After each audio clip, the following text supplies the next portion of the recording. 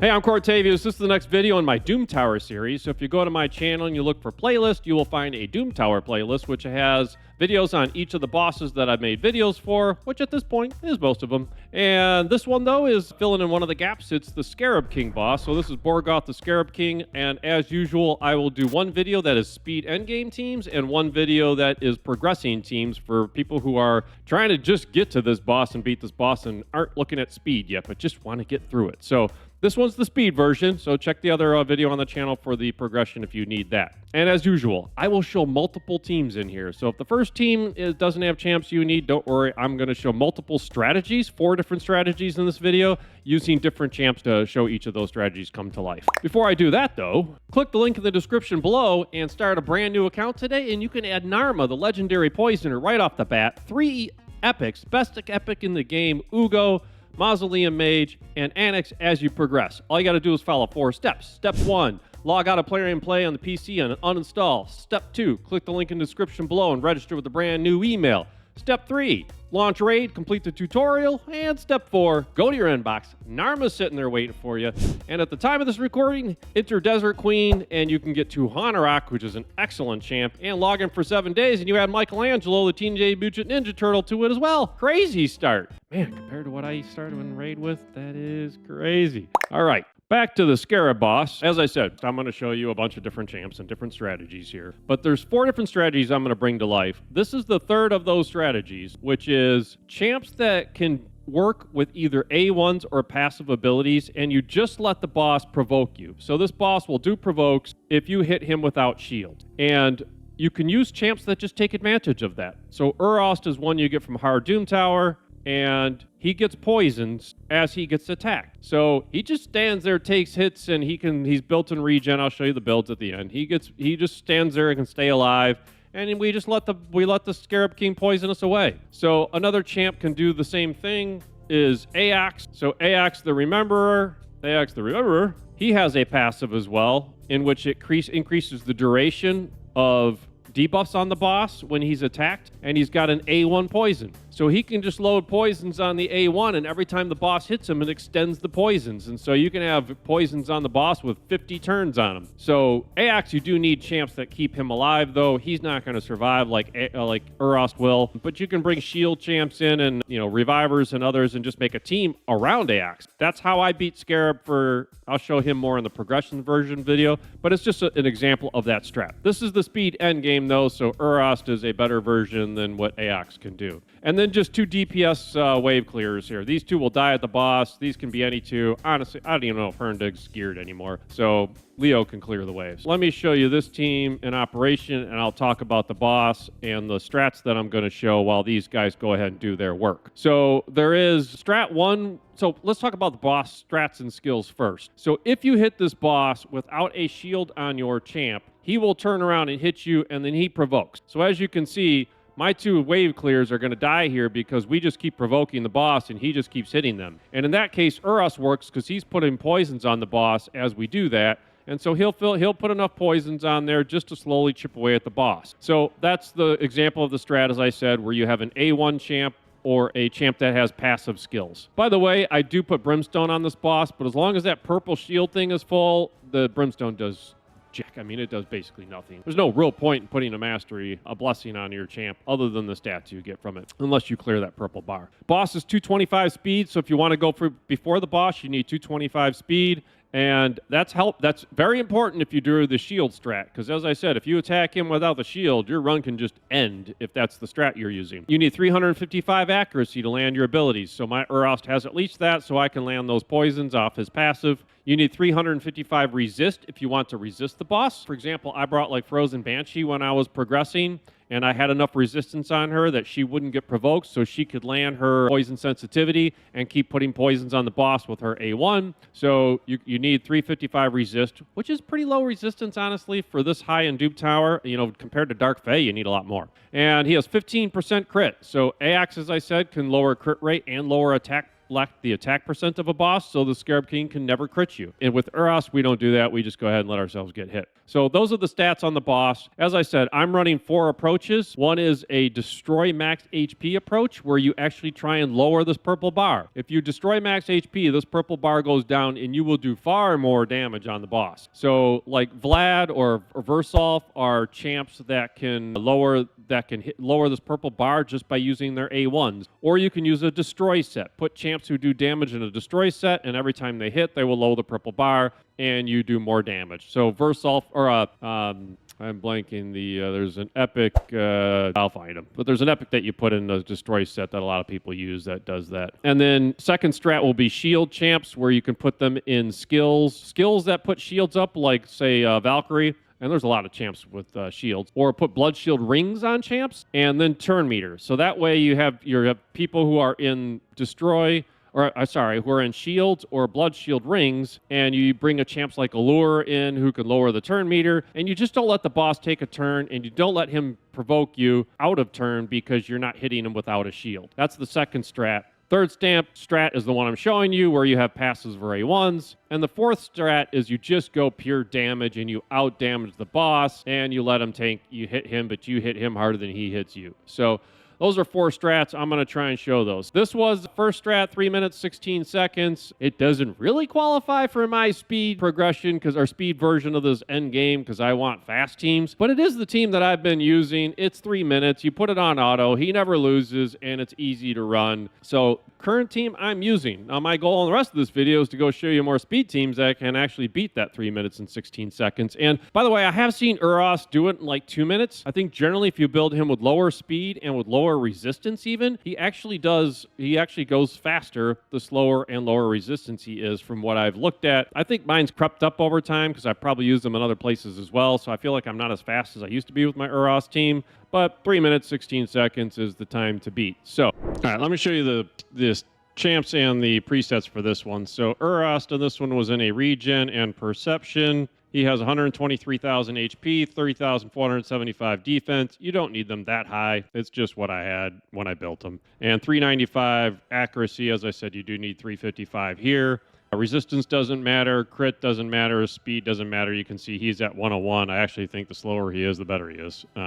And then he has no relic. He is booked on the passive is important because you need those percentage increases. Everything else I don't think really matters for him because I don't really care if he uses anything else. He's just standing there taking hits. And then those are his masteries down to War Master. Honestly, I don't think the masteries to get more accuracy just help with stats, and lifesteal might help just to get some more healing with the regen, but if you have enough HP, you don't need that. And War Master, it doesn't really do that much. It's the poisons that are doing the damage, because the Scarab boss has the protection on anyway. And then really wave clears, not really much showing you these stats. Look, it's just a lethal wave clear. Use any wave clear. They're going to die at the boss anyway. They're not important to the strat. And then the team settings. Once again, the only one that really matters is Uros because the other two are going to die at the boss anyway, and I have no pre-settings, so it really doesn't matter. Uros is just there, let him do his thing. If he does his skills, who cares? Really, as I said, he's just there to stand and put poisons on the boss. All right, let's bring the next team in. All right, next team. I just spent forever building this team. Please like and subscribe. This is only team 2. Oh, man. I had to rebuild. Anax has never seen a fight. This is his first fight ever. I rebuilt Uros in a bolster set. I will show you the builds after. I had to add resistance to Mikage and slow her down so that Ramantu goes first at the boss. Marius actually was able to leave him the way he is, and Ramantu is the same build. So never run this team. The time to beat is 316. So let's see what they can do. I think it's basically Marius to clear the waves. Everybody else should just A1. Anax actually can do whatever he wants, and then Ramantu is allowed to use his A3. I've turned off other abilities we'll need at the boss. Unfortunately, Marius isn't one-shotting, which would have been nice, but 18, 19 seconds to the boss. So at the boss, we should have Ramantu go first, put the debuffs, ally attack in, Then we should get a Crushing Rend. Remember, he's still got the full purple bar up there, so he's going to be able to hold off on damage. And once that bolster set runs off, then everybody's basically just going to lose. He's just going to start countering. And basically, we could end up with just Uros soloing this thing when we're done. I will just pause it here and bring you back when Uros has finished off the boss. Hopefully, he can still beat the boss, and hopefully we can still beat the 316 at least, so we're a little faster. Well, I can't tell you how frustrating that is.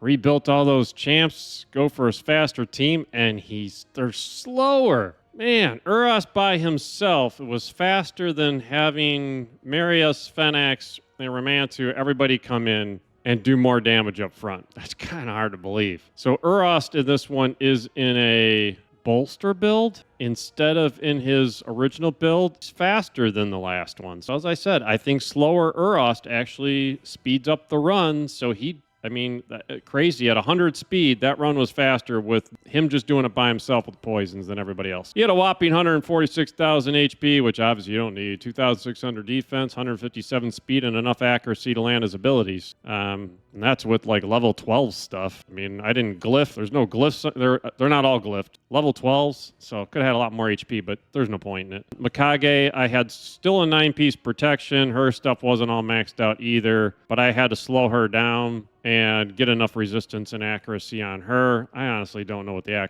resistance really did for me. Marius in this build with 5,500 defense, some D speed. She had enough crit damage, actually. Or he did, Marius, sorry. Based on crit damage and enough accuracy to land his stuff. And Ramantu was in 303 speed, had some crit and enough accuracy to land his stuff. And they all died anyway. And then Fenax, I thought, was on a pretty good build. 6-piece Merciless with 8,500 attack, 322 crit damage. And he almost had enough accuracy, although at the boss, he was only using his A1 anyway. So that was that team. And then I guess presets. Well, I probably shouldn't waste time on the presets since they were actually slower than just Uros and a wave clear. So use the other build. But just in case anybody's interested. That was round 1, round 2, round 3. So he just saved his Drake's Fury.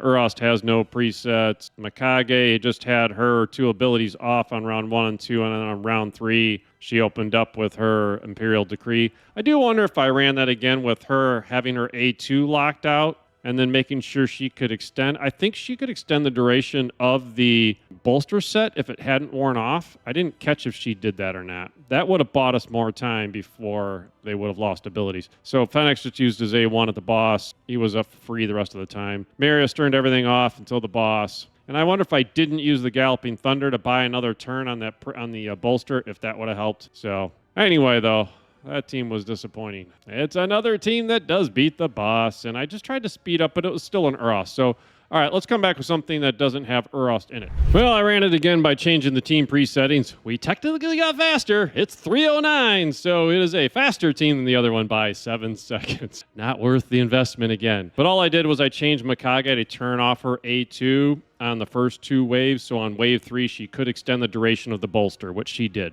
That bought us a little more time for these guys to use abilities before the boss started provoking everybody. And he was still provoking her with plenty of resistance, so there was some RNG against me there as well that might have made a difference. But anyway, we're at least a little faster. All right, as I said, back with the next team without Uros. All right, next team, we have Ruella to land decreased defense, speed, and weaken.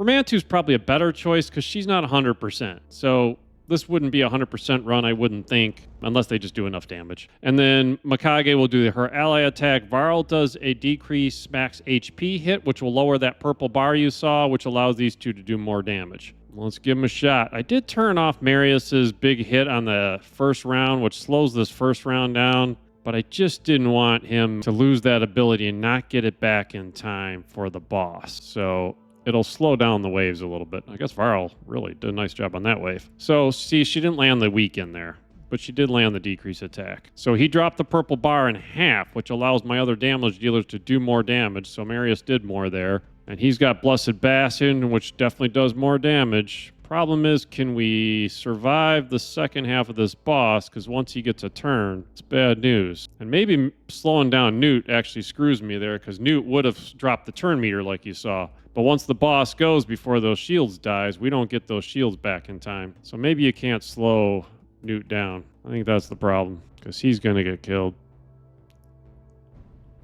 Soul Reap. Oh, that gets him back to full health. So Newt gonna solo here, but he's gotta survive. But we could still knock our time down. Come on, Newt. You can do it. Oh, hold out. If he gets that Blessed Bash back, he's gonna heal again.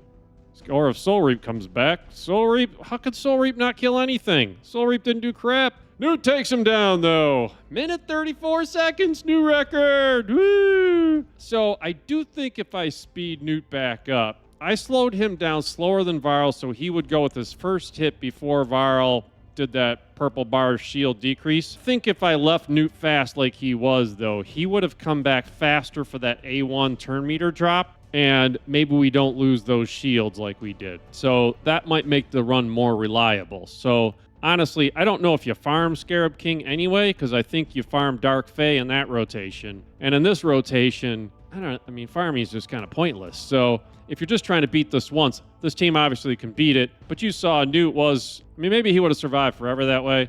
But I don't know, it's 100%. But if you're not farming this, I don't think it mattered. But if you were using this team, I'd probably speed Newt up back to where he was. All right, well, that's a minute 34. That's a new record. That takes time off what I was running. And honestly, I probably would rebuild these champs back to how I use them in other content, try again. So let me show you the team settings for this one, since they got a new record. Minute 34. We've got Mikage not using anything until round 3. We've got Newt opening up with Fury of King and A1 to get more done, and then he shuts it off, and then he comes in and opens up with his A1 to lower the turn meter of the Scarab boss, and then he does his abilities. Varl the Destroyer, he does nothing in round 1 or round 2. He's allowed to use Lay Waste because he's going to open up with Calamity of Torrent in round 3 anyway. And then Ruella does nothing in rounds 1 or 2, so she has her abilities ready at round 3. And then Marius does nothing in round 2. He's allowed to use Galloping Thunder in round 2 because I don't use it in round 3 anyway because I don't want him to blow through that bolster set faster. So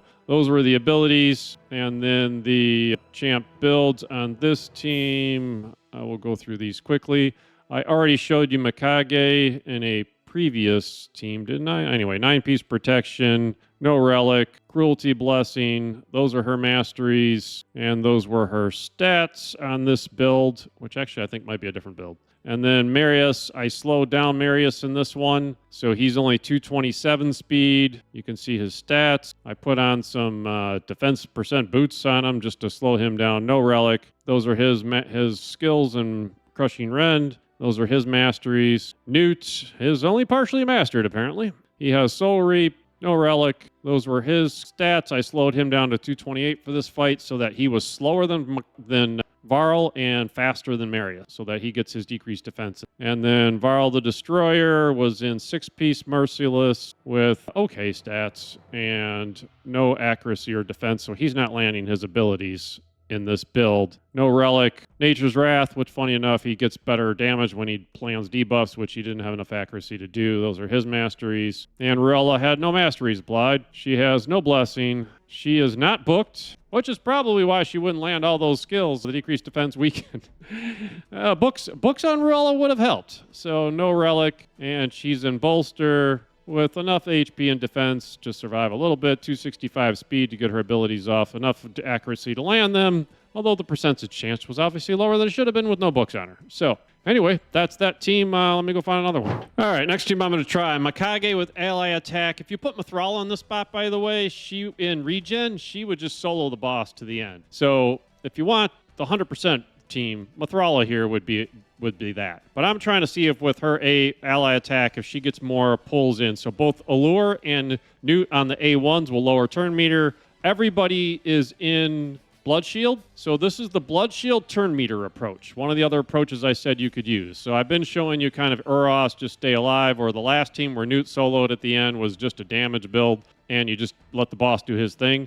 This team is trying to navigate the boss mechanics to not let the boss take a turn. So Allure dropping turn meter. She is bad affinity. If she weak hits, it's probably a failed run. As I said, put Mithrala in there and you wouldn't fail. Newt is positive affinity, so he will always land his A1s, thankfully. But if Allure doesn't, we're probably in trouble. Everybody, so she just weak hits. So when she weak hits, we're screwed. So I can probably just see if these guys can finish the boss off. I assume without Allure in there, we are going to be in trouble. But we do get... See, why are they not getting... Nobody's getting blood shield rings. We're getting shields back from the... Well, they're just weak, maybe. So they do have shields. So everybody still has shields from the blood shield rings. So the problem is the boss will take turns without Allure and will kill everybody off, even though they get some turns in. We just probably can't sustain it. But we'll see. It definitely won't be as fast without Allure on the weak hit. So you could put Allure in a fast Affinity Breaker set. I could try that. I had her in speed. Try it with Affinity Breaker, though, so she wouldn't weak hit as much, what would certainly help.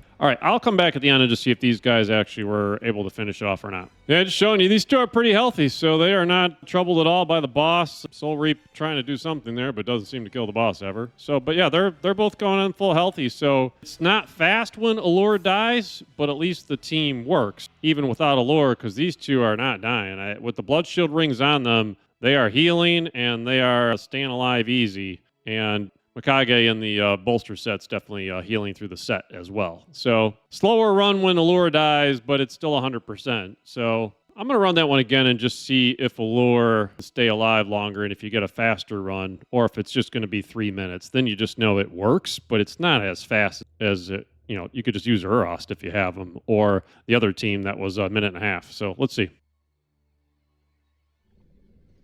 All right, back at the boss, I substituted out the weak affinity Allure for the positive affinity Newt. So I have 2 positive affinity Newts in here, along with the Mikage ally attack. We need Varl to do some nice damage here and drop that shield when he does his A3.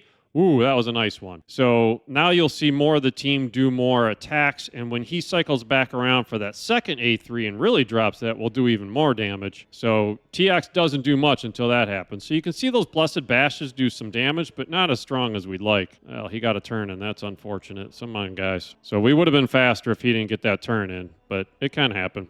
And hopefully that wasn't his A3 that he just lost on the fear. Although I think it's not true fear with this boss. I think it's just fear, so you don't lose the skill. So we need Varl to come back and take one more A3. Unfortunately, he needs to cycle around. I think he's booked. So maybe we're waiting for him to cycle more than we want. I think he's booked. I should check that, actually. All right, there's the second one. So that purple bar's down. Now you should see the boys do a lot more damage fast. There's a Blessed Bash. Is that the Soul Reap Newt? No. Boom! 130, new record! Woo! All right, double Newt it was. So double Newt, Varl, Teox, and Mikage with the new record. So not as good in turns if you're a turn watcher, but for a time, we shaved some time off. So, all right, that's a new record with that team. Let me show you the team settings on this one. That's Mikage. She's in the same build as the last one. I didn't change her. Newt. With Soul Reap's the same Newt you already saw, so he's got the same settings. Varl the Destroyer